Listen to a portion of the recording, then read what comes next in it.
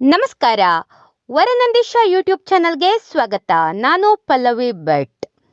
ಪೋಷಕರ ಪುಣ್ಯಸ್ಮರಣೆ ಅಂಗವಾಗಿ ಜೀವ ಬೆಳಕು ಆಶ್ರಮದಲ್ಲಿ ಅನ್ನದಾನ ಹಾಗೂ ಶ್ರೀ ನಾಗನಗೌಡ ಅವರಿಗೆ ಗೌರವ. ಸುದ್ದಿಯ ಮಾಹಿತಿ.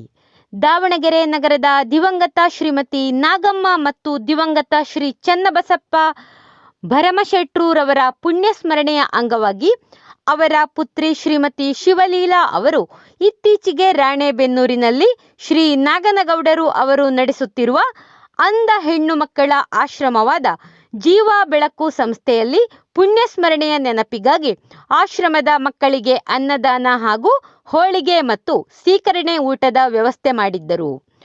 ಇದೇ ಸಂದರ್ಭದಲ್ಲಿ ಸ್ವತಃ ತಾವು ಅಂಧರಾಗಿದ್ದರೂ ಸಹ ಅನಾಥ ಹಾಗೂ ಅಂಧ ಹೆಣ್ಣು ಮಕ್ಕಳ ಬಾಳಿಗೆ ಬೆಳಕಾಗುತ್ತಾ ಆಶ್ರಮವನ್ನು ಅತ್ಯಂತ ಯಶಸ್ವಿಯಾಗಿ ನಡೆಸುತ್ತಿರುವ ಶ್ರೀ ನಾಗನಗೌಡ ಅವರನ್ನು ಆಶ್ರಮದಲ್ಲಿ ಗೌರವಪೂರ್ವಕವಾಗಿ ಸನ್ಮಾನಿಸಲಾಯಿತು.